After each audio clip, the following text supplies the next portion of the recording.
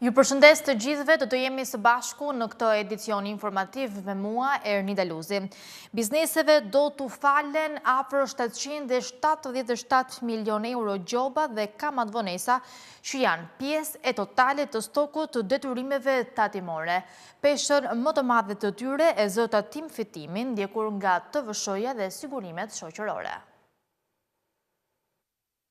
Administrata tatimore ka një detyrim prej 194.4 miliard lek për të mbledhur ndaj bizneseve në vend. Referuar të dhënave zyrtare nga Drejtoria e Përgjithshme e Tatimeve, rezulton se principali i detyrimeve tatimore të akumuluara përbën rreth 60% të shumës totale të detyrimeve tatimore, ndërkohë që pjesa tjetër e këtyre detyrimeve 40% e mbetur përbëhet nga penalitetet me 36% dhe kamat vonesat 4%. Pra e thënë ndryshe, gjobat dhe kamat vonesat kapin një vlerë prej 77.8 miliard lek dhe 116.6 miliard lek është principali. Nga ligji për faljen dhe shuarjen e detyrimeve tatimore, i cili ka nisur aplikimin nga data 15 maj 2026, e gjithë shuma e gjobave dhe kamat vonesave prej 77.8 miliard lek pritet të falet për bizneset ku për detyrimet mbi 10 vjeçare do të shuhen automatikisht, ndërsa për pjesën tjetër do të falen me kushtin që të paguhet nga 50 deri në 75% e principalit brenda qershorit apo dhjetorit 2026. Në stokun e detyrimeve të papaguara në afat, ndar sipas llojit të tatimit, Tatim Fitimi zë peshën më të madhe në stokun e borxhit me 35.5% në vlerë 68.9 miliard lek, e ndjekur nga TVSH me 32.9% në vlerë 63.9 miliard lek. Zëri sigurimet shoqërore dhe shëndetësore me 13.5% në vlerë 26.2 miliard lek, të tjera me 12.5% në vlerë 24.4 miliard lek, tatimi në burim me 3.6% me vlerë 7 miliard lek, tatimi mbi të ardhurat personale zë 1.5% me vlerë 2.9 miliard lek dhe diva 0.5% në vlerë 919 milion lek. Krahasuar me fundin e vitit 2024, gjatë këtij viti, detyrimet e papaguara të bizneseve sa i takon Tatim Fitimit janë rritur me 21.8 miliard lek, TVSH është rritur me 6.7 miliard lek, sigurimet shoqërore dhe shëndetësore me 1.9 miliard lek, ndërsa zërat e tjerë si tatimi në burim, tatim mbi të ardhurat personale dhe diva kanë një rritje më të vogël. Referuar moshës së detyrimeve të papaguara, vjet re se detyrimi më i ri është arkëtuar duke përdorur analizën e profilit të riskut, si dhe duke ndjekur vetë deklarimet për çdo muaj nga sektori i monitorimit dhe analizës në rajonet e mbledhjes me qëllim rritjen e performancës në arkëtimet e detyrimeve tatimore. Indikatori kyç për matjen e performancës së Drejtorisë së Mbledhjes të Detyrimeve Tatimore të Papaguara është raporti i detyrimeve tatimore të mbledhura gjatë vitit ndaj detyrimeve të shtuara në po të njëjtin vit. Për vitin 2025, ky tregues është realizuar në nivelin 52%.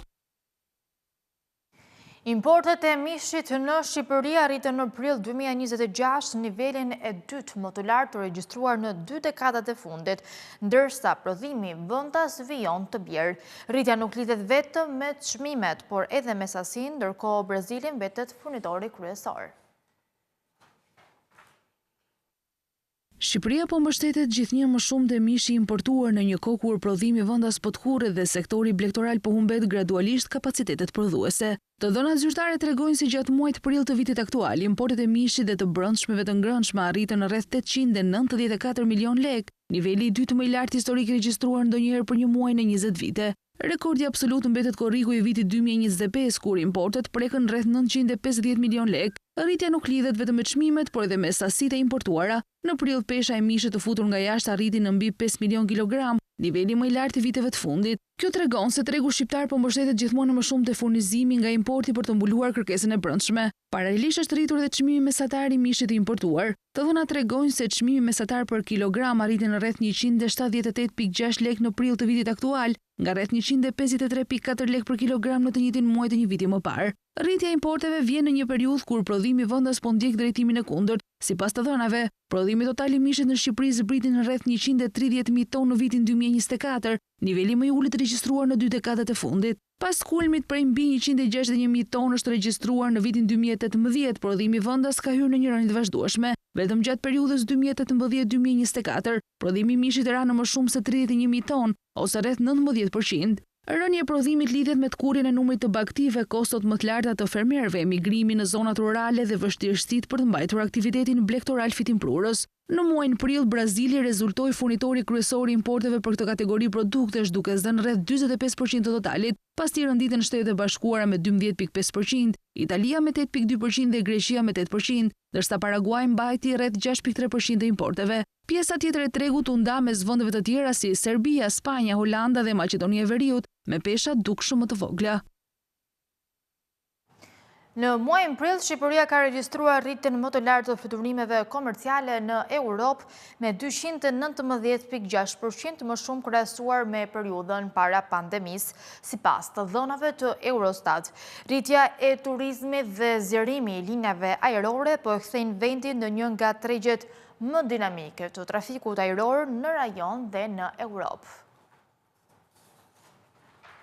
Shqipëria vijon të konfirmohet si një nga tregjet me rritjen më të shpejtë të turizmit dhe transportit ajror në Europë. Të dhënat e publikuara nga Eurostat tregojnë se vendi ynë ka regjistruar rritjen më të lartë të fluturimeve komerciale krahasuar me periudhën para pandemisë, duke lënë pas jo vetëm rajonin, por edhe të gjitha vendet europiane. Sipas statistikave, vetëm gjatë muajit prill, Shqipëria shënoi një rritje prej 219.6% të numrit të fluturimeve komerciale në krahasim me të njëjtën periudhë para pandemisë. Kjo është shifra më e lartë e regjistruar në Europë dhe tregon zgjerimin e fortë të tregut ajror shqiptar, të nxitur nga rritja e turizmit, hyrja e kompanive low cost dhe kërkesa gjithnjë më në rritje për udhëtime drejt Shqipërisë. Edhe muajt e parë të vitit kanë treguar të njëjtin trend pozitiv. Në muajin e shkurt, rritja e fluturimeve arriti në rreth 126%, ndërsa janari shënoi një rritje më të moderuar për 115%. Në të gjithë 4 mujorin e parë të vitit, Shqipëria ka mbajtur pozicionin e vendit me rritjen më të lartë të trafikut ajror në Europë dhe në rajon. Performanca e fortë e Shqipërisë reflekton jo vetëm zgjerimin e sektorit të turizmit,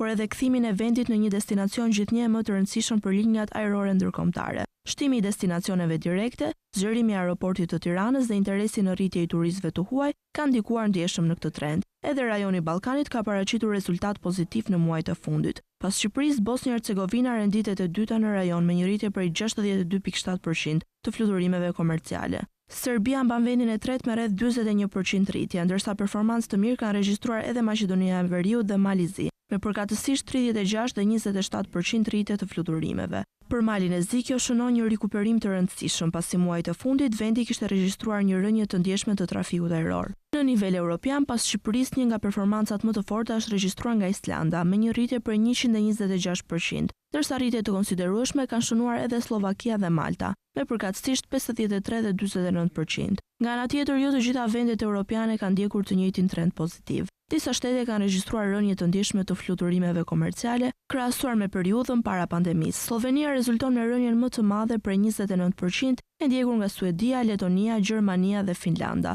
Të dhënat tregojnë qartë se Shqipëria po përjeton një zgjerim të shpejtë të tregut të aviacionit dhe turizmit, duke u kthyer në një nga destinacionet më dinamike në Europë për udhëtime ajrore.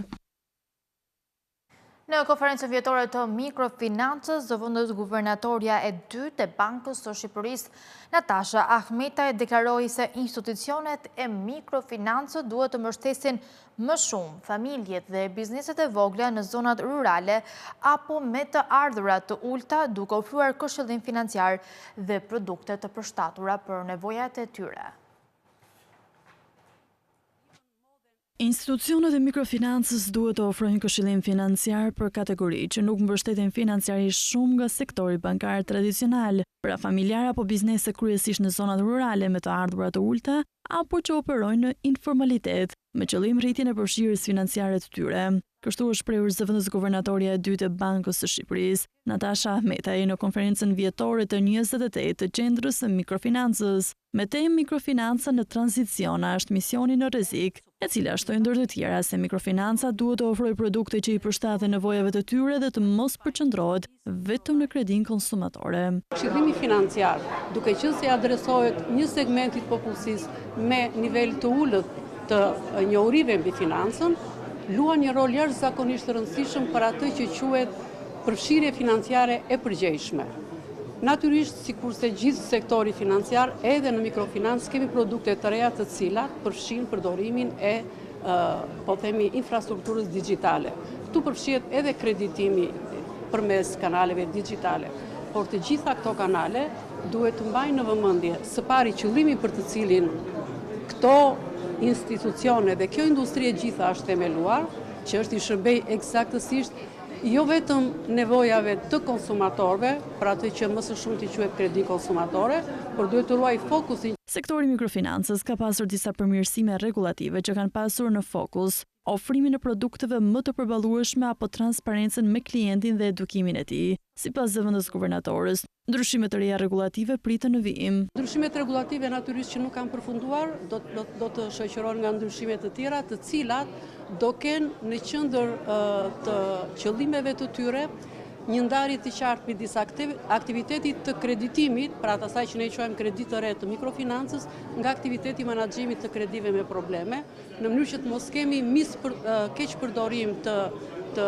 produkteve, keq përdorim të mandatit që licenca ka dhënë këtyre institucioneve dhe sidomos të mos kemi, si të thuash, mungesë të transparencës për të gjithë kategoritë e klientëve të cilave mikrofinanca, po dhe sektori financiar në përgjithësi ju ka shërbyer. Mikrobiznesi ka nevoje specifike të ndryshme nga ato të biznesit të vogël, ndaj edhe mikrofinanca duhet të ofrojë produkte që u përshtaten nevojave të tyre, u shpreh ndër të tjera zëvendës guvernatorja.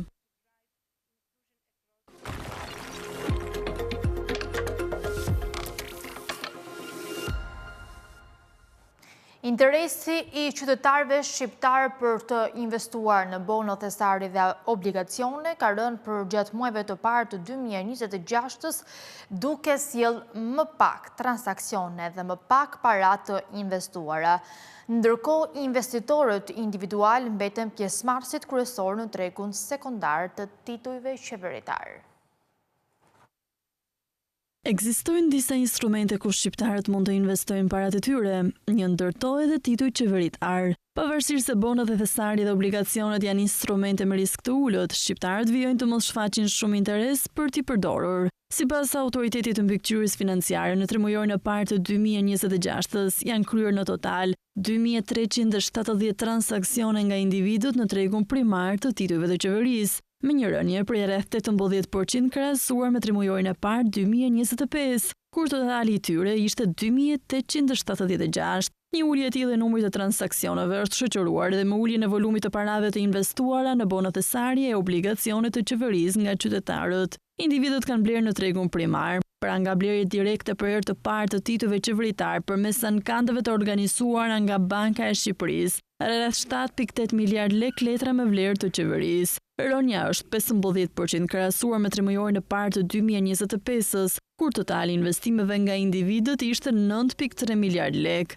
Nga ana tjetër, vëllimi i tregut sekondar të titujve të qeverisë të realizuar jashtë burse, i cili përfshin shitjen e titujve ndërmjet bankave, fondeve dhe investitorëve të tjerë individual, pasi janë blerë fillimisht nga Banka e Shqipërisë dhe para përfundimit të afatit të tyre, u dominua në masën 48% nga transaksionet në instrumente afatgjat, pra obligacione, dhe 52% nga transaksionet në instrumente afatshkurtër, bono thesari. Parë nga konvështrimi i numrit të transaksioneve, 85% e tyre në tregun sekondar të titujve të qeverisë jashtë burse i takojnë natyre të kryera në bono thesari. Pjesëmarrja në tregun sekondar dominohet nga investitorët individual, të cilët kryejnë 98% të gjitha transaksioneve në këtë treg. Bonot dhe thesarit janë instrumente financiare afashshkurtër me maturim 3, 6 dhe 12 mujor, ndërsa obligacionet janë instrumente me maturitet afatmesëm dhe afatgjat. Për të investuar në bono thesari dhe obligacione, qytetarët mund të marrin pjesë në mënyrë direkte në ankande të Bankës së Shqipërisë, ose të investojnë në mënyrë indirekte përmes fondeve të investimeve, të pensioneve dhe institucioneve të tjera të autorizuara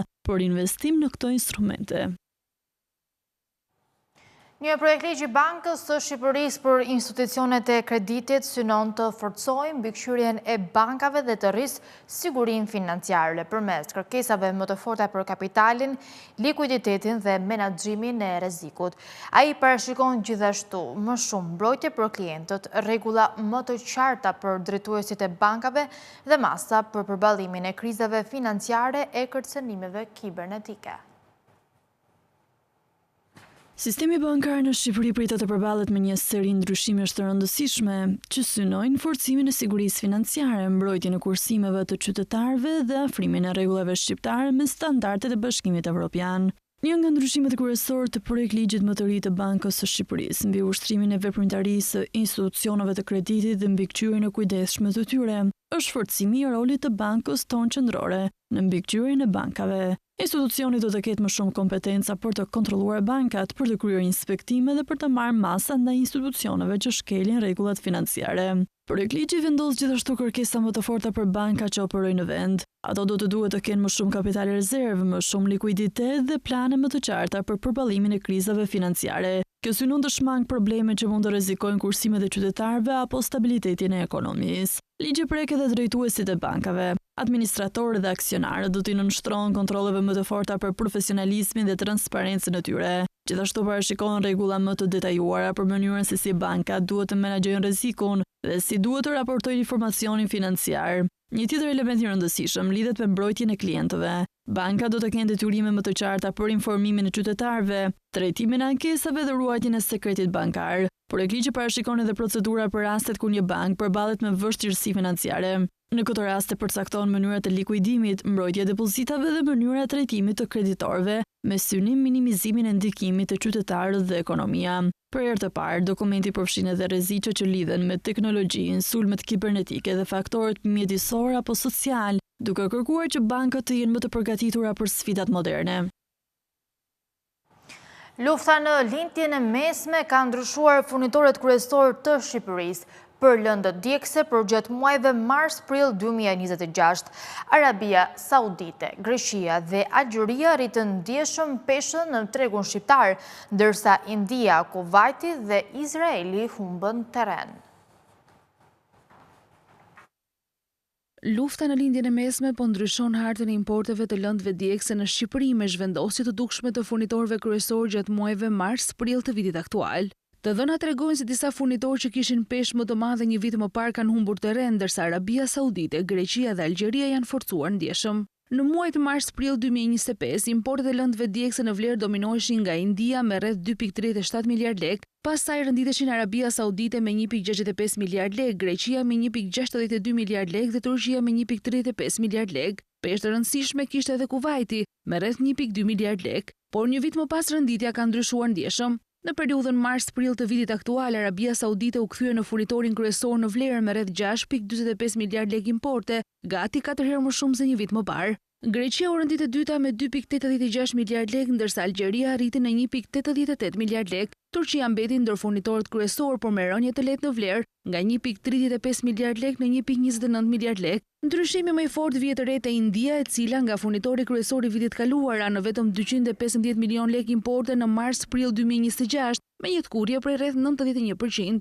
Edhe Kuvajti dhe Izraeli dolën nga lista e furnitorëve për këtë periudhë, pasi importet nga këto vende ra në zero. Ndryshimet nuk shfaqen vetëm në vlerë, por edhe në peshë. Arabia Saudite rriti volumin e importeve nga 26.7 milion kilogram në 58.4 milion kilogram, ndërsa Greqia nga 13.7 milion kilogram në 32.1 milion kilogram. Algjeria po ashtu u rrit nga 15.6 milion kilogram në 25.8 milion kilogram. Në të kundërt, India ra nga 36.4 milion kilogram në vetëm 2.1 milion kilogram. Të dhënat tregojnë se Shqipëria ka zhvendosur ndjeshëm burimet e furnizimit me lëndë djegëse gjatë muajve të tensioneve në lindjen e mesme. Furnitorë si Arabia Saudite, Greqia dhe Algjeria kanë fituar më shumë peshë, ndërsa India, Kuvajti dhe Izraeli kanë humbur terren në tregun shqiptar të karburanteve.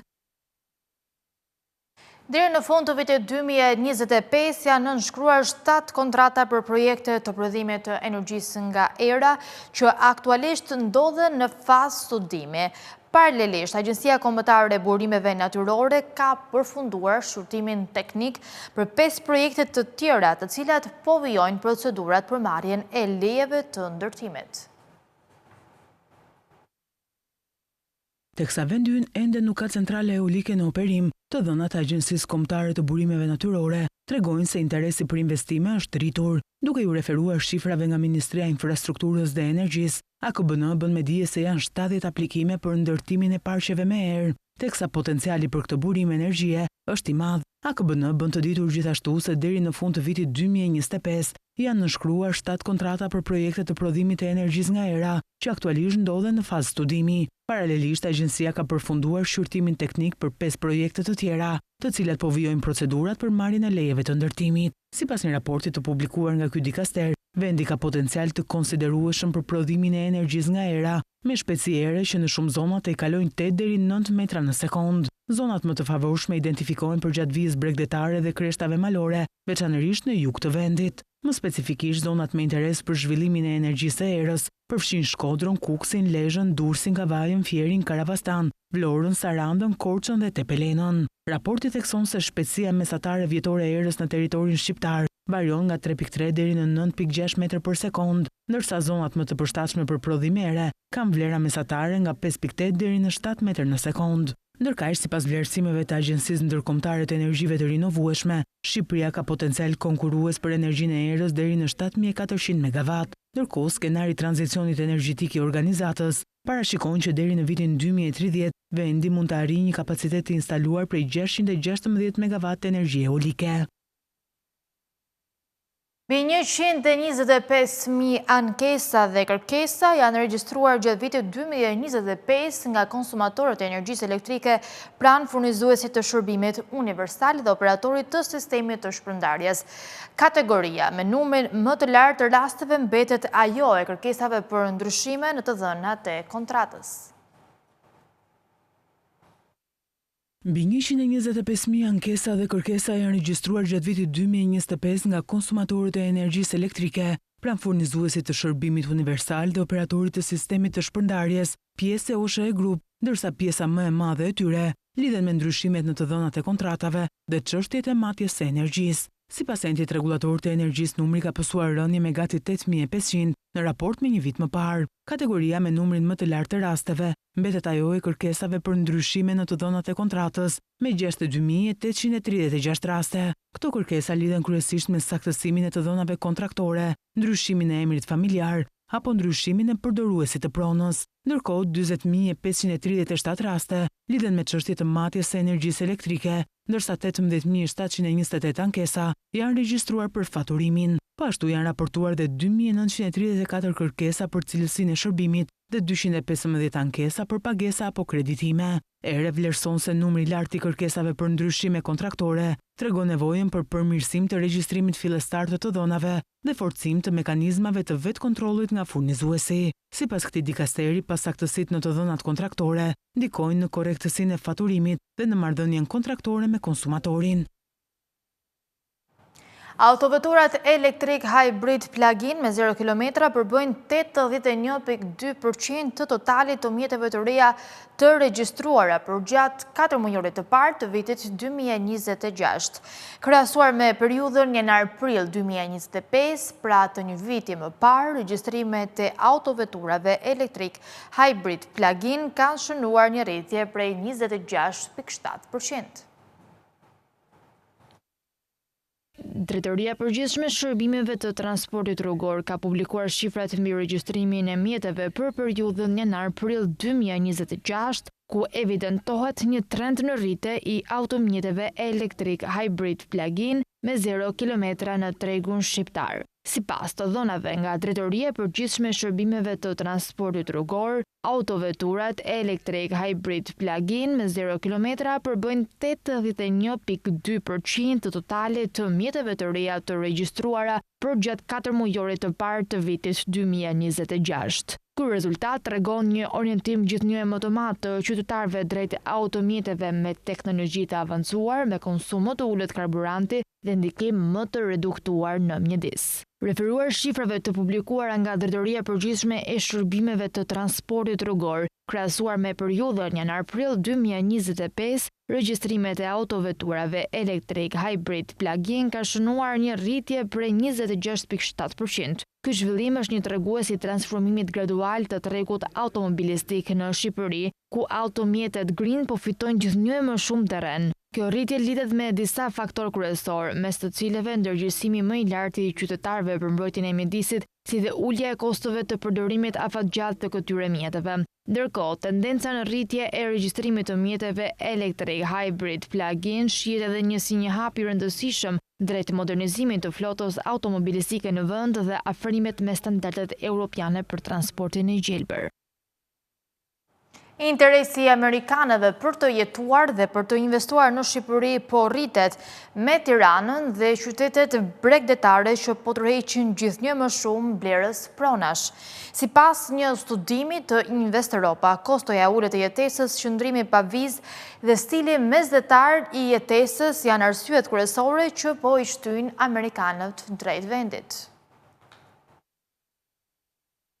Interesi amerikanëve për të jetuar dhe investuar në Shqipëri po rritet ndjeshëm, me Tiranën dhe bregdetin shqiptar që po kthehen në destinacionet më të preferuara për blerjen e pronave. Lagjet si Bloku, komuna e Parisit dhe zonat pranë liçenit artificial mbeten më të kërkuarat në kryeqytet, ndërsa Saranda, Vlora dhe Durrësi po tërheqin gjithnjë më shumë qytetarë amerikan që kërkojnë një stil jetese pranë detit. Arsyet kryesore që po i shtyn amerikanët drejt Shqipërisë lidhen me koston më të ulët të jetesës, e cila vlerësohet rreth 40 deri në 50% më e lirë krahasuar me Shtetet e Bashkuara të Amerikës, si dhe mundësinë e qëndrimit një vjeçare pa vizë për qytetarët amerikanë. Një tjetër faktor që po ndikon është edhe bregdeti mesdhetar, klima e favorshme dhe perceptimi i Shqipërisë si një vend mikpritës dhe pro-amerikan. Ndërkohë komuniteti i emigrantëve amerikanë në vend po zgjerohet gradualisht, i ndihmuar nga puna në distancë, promovimi në rrjetet sociale dhe perspektiva e integrimit të Shqipërisë në Bashkimin Evropian. Megjithatë, numri i tyre mbetet më i vogël krahasuar me komunitetet e huaja nga Kosova, Italia apo Turqia. Sipas një studimi të Invest Europa, interesi për tregun shqiptar të pasurive të paluajtshme është rritur veçanërisht në zonat urbane dhe bregdetare, ku të huajt po shohin mundësi investimi afatgjata dhe një cilësi jetese më të përballueshme. Legjislacioni shqiptar u lejon shtetasve amerikanë të blejnë apartamente apo shtëpi me pronësi të plotë, pasi sistemi i pronësisë funksionon kryesisht mbi bazën e pronësisë së lirë dhe jo me kontrata afatgjata qiraje si në disa vende europiane. Megjithatë, të huajt nuk mund të blejnë drejt për drejt toka bujqësore, pyjore apo livade pa krijuar më parë një kompani të regjistruar në Shqipëri, proces që zakonisht gjatë rreth 2 javë. Po ashtu kufizime më të forta ekzistojnë në disa zona pranë vijës bregdetare, sidomos brenda brezit 200 metra nga deti, ku rregullat e ndërtimit dhe pronësisë janë më të rrepta për shkak të mbrojtjes mjedisore dhe planifikimit urban. Në mars, rreth 13.000 shqiptar të Kosovës vizituan Shqipërinë, ndërsa rreth 7.500 shqiptar nga Shqipëria shkuan në Kosovë. Shifrat tregojnë se shqiptarët e Kosovës vijojnë ta zgjidhin më shumë vendin tonë.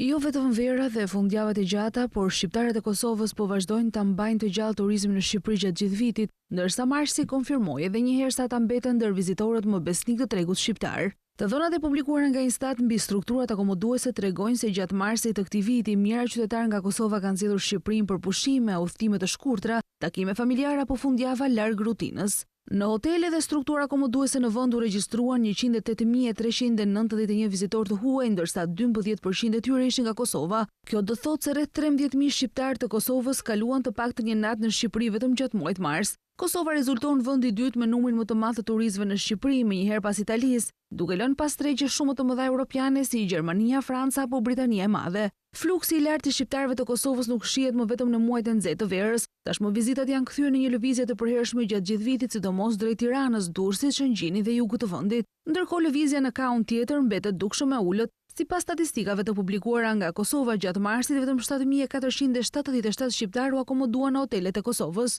Edhe pse numri ka shënuar një rritje të lehtë krahasuar me një vit më parë, diferenca mbetet e madhe. Qytetarët nga Kosova që vizitojnë Shqipërinë janë pothuajse 2 fish më shumë se sa shqiptarët që udhtojnë drejt Kosovës. Në total, Kosova regjistroi 27.469 vizitorë të huaj gjatë marsit, ndërsa shqiptarët përbonin grupin më të madh të tyre. Shifrat tregojnë qartë se turizmi mes dy vendeve nuk është më vetëm sezonal, por nëse Shqipëria vazhdon të jetë zgjedhja e parë për shqiptarët e Kosovës, shqiptarët e Shqipërisë ende nuk po e kthejnë në të njëjtin ritëm interesin për të vizituar Kosovën. Ministria e Arsimit ka miratuar strukturën e vitit të ri shkollor 2026-2027 për arsimin parauniversitar. Sipas urdhrit të botuar në fletoren zyrtare, mësimi në arsimin bazë dhe të mesëm do të nisë më 14 shtator, ndërsa janë përcaktuar edhe datat e pushimeve, provimeve kombëtare dhe maturës shtetërore. Është publikuar struktura zyrtare e vitit shkollor 2026-2027 për sistemin arsimor parauniversitar në Shqipëri.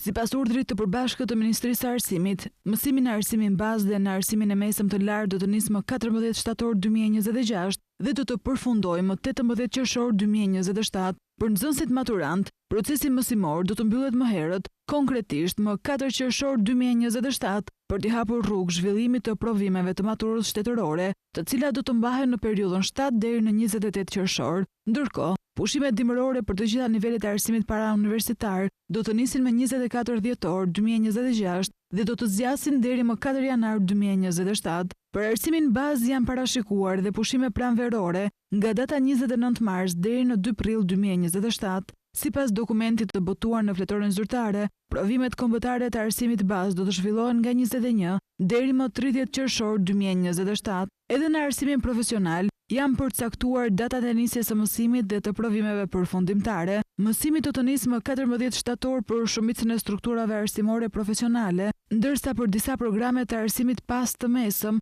procesi mund të nisë deri në javën e 3 të tetorit. Provimet përfundimtare për kualifikimet profesionale të niveleve të ndryshme do të zhvillohen për gjatë muajve maj dhe qershor, ndërsa matura profesionale do të mbahet në të njëjtën periudhë me maturën shtetërore nga 7 deri më 28 qershor 2027. Ky kalendar përcakton organizimin e vitit të ardhshëm akademik për mira nxënës në të gjithë vendin, duke orientuar shkollat mbi afatet mësimore, pushimet dhe proceset e testimit kombëtar. Messenger vazhdon të mbetet një nga platformat më të përdorura në Shqipëri, me rreth 926.000 përdorues që mund të arrihen përmes reklamave për gjatë vitit 2025. Dhënat tregojnë gjithashtu rritje të vazhdueshme të audiencës, ndërsa grup mosha 25 deri 34 vjeç mbetet më aktivja në platformë. Messenger po vazhdon të mbetet një nga platformat më të përdorura të komunikimit në Shqipëri, duke ruajtur një audiencë të gjerë dhe aktive edhe në vitin 2025. Sipas të dhënave, reklamat e Messenger mund të arrijnë deri 926.000 përdorues në vend. Një tregues që platforma vazhdon të kenë ndikim të fortë në mënyrën se si shqiptarët komunikojnë dhe konsumojnë përmbajtjen online. Statistikat tregojnë se Messenger arrin në rreth 33.5% të popullsisë totale të Shqipërisë, ndërsa depërtimi tek përdoruesit e internetit shkon në 37.9%. Kjo do të thotë se më shumë se 1 në 3 përdorues të internetit në vend mund të arrihen përmes reklamave në aplikacion, duke e bërë Messenger një nga kanalet më të rëndësishme për marketingun digjital dhe bizneset që synojnë audiencën shqiptare. Të dhënat nga Digital Report tregojnë gjithashtu se platforma po vazhdon të rritet. Brenda vetëm 3 muajve audienca e raportuar e Messenger është rritur me 5.3%, ose rreth 46.3 mijë përdorues më shumë. Ndërkohë, krahasuar me të njëjtën periudhë të një viti më parë, rritja arrin në rreth 6%, që përkthehet afro 52.3 mijë përdorues shtesë. Kjo tregon se pavarësisht konkurrencës nga aplikacionet e tjera sociale, Messenger betet ende shumë i përdorur në Shqipëri. Një tjetër element interesant është shpërndarja sipas gjinisë. Meshkujt dominojnë audiencën e platformës me 60.3% të totalit, ndërsa femrat përbërjnë 38.4%. Edhe tek përdoruesit mbi moshën 18 vjeçare, diferenca mbetet e dukshme, me 51.9% të meshkujve që mund të arrihen përmes reklamave të Messenger, kundrejt 31.4% të femrave. Sa i përket grup moshave, përdoruesit më aktiv rezultojnë ata nga 25 deri në 34 vjeç. Në këtë kategori, meshkujt përfaqësohen me 16.9% të audiencës, ndërsa femrat me vetëm 10%. Edhe grup mosha 35 deri në 44 vjeç mbetet shumë aktive në platformë, duke treguar se Messenger nuk përdoret vetëm nga të rinjt, por edhe nga përdorues me profil më të konsoliduar profesional dhe familjar. Messenger vazhdon të ruajë një prezencë të konsiderueshme edhe tek përdoruesit mbi 55 vjeç. Kjo e bën platformën një mjet komunikimi me audiencë të larmishme që shtrihet në pothuajse të gjitha grup moshat.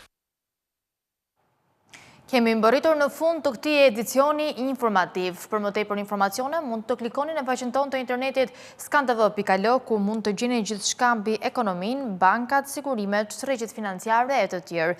Gjithashtu mund të na ndiqni edhe në rrjetet sociale si Facebook, Instagram, YouTube dhe LinkedIn. Faleminderit për vëmendjen, bashkë mirëpafshim.